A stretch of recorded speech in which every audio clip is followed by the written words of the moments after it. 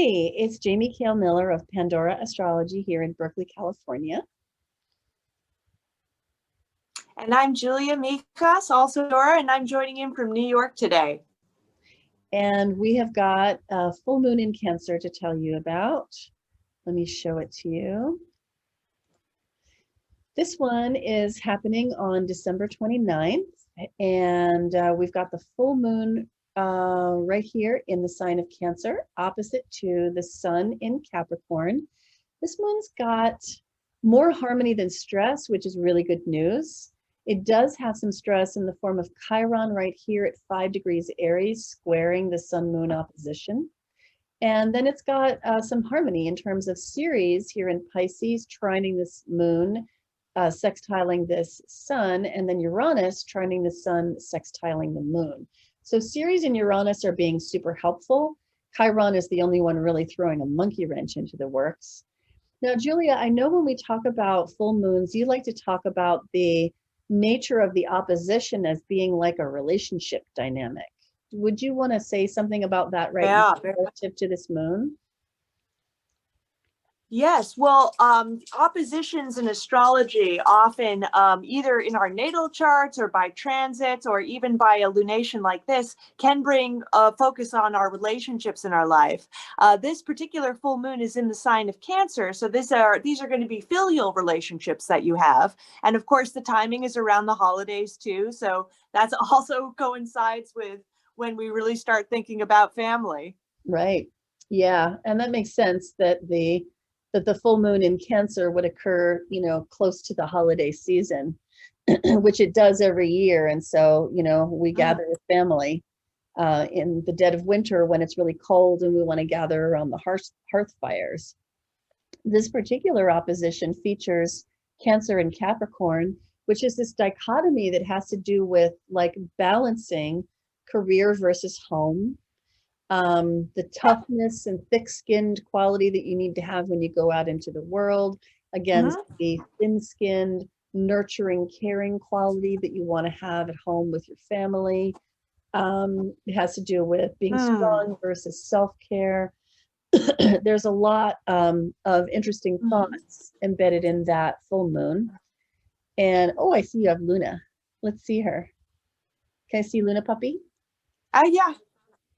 There she is. Oh, so can you see her? Yeah, she's so cute. Talk about family, right? So then we have I know, right?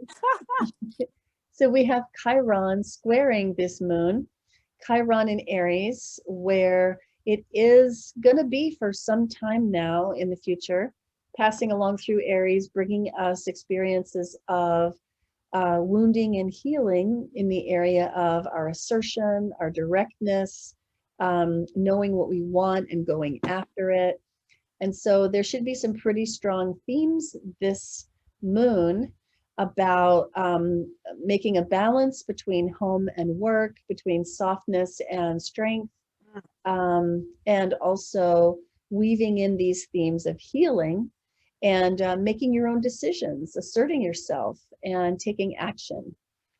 So Uranus and Ceres are going to help this dynamic, support this dynamic. Ceres and Moon are a nice combination because they're both mother archetypes, so they can get together. Uranus and the Sun both have a lot of energy, a lot of vital energy. Those two are going to get together in practical earth signs. What are your thoughts, Julia, on how people can utilize Uranus and Ceres during this moon to help tap off some of the stress of Chiron? That's a really good question. I mean, I'm looking at this full moon and I'm seeing some mega nurturing energy here. Moon in Cancer, very nurturing. Ceres also making a trine to the moon. And so I think there's a lot of nurturance here. There's obviously with Chiron squaring some old wounds coming up with a family. That sounds about right for holidays. But that Uranus in there makes me think, even if because of circumstances, even if we can't physically visit our family members right now, maybe we have some older family members who, are at risk for the pandemic. Uranus says that there might be some creative, innovative, technological ways that we can connect together that adds some sort of ease, to what could be, a stressful aspect with that Chiron. So yeah, a lot of nurturing, maybe doing things a bit different than this year. Maybe you don't get your usual family traditions, but maybe you can innovate on that, and maybe do a group FaceTime with the family. So yeah, I think overall it's a pretty positive full moon. Yeah, I think so too. It seems, relatively speaking, it seems to be pretty nice. Mm-hmm. Well, I hope you enjoyed this video about the full moon in Cancer coming in December. You can find this video and more videos like it about the news of 2020 here as we come into year's end in December on our December 2020 news playlist on our YouTube channel, Pandora Astrology. The news of the month is on our website, pandoraastrology.com/monthly-forecast. And you can also get a reading with one of us by going to our services page, pandoraastrology.com/services, and perusing our offerings there. We love making these videos for you, and we hope you enjoy them as much as we do.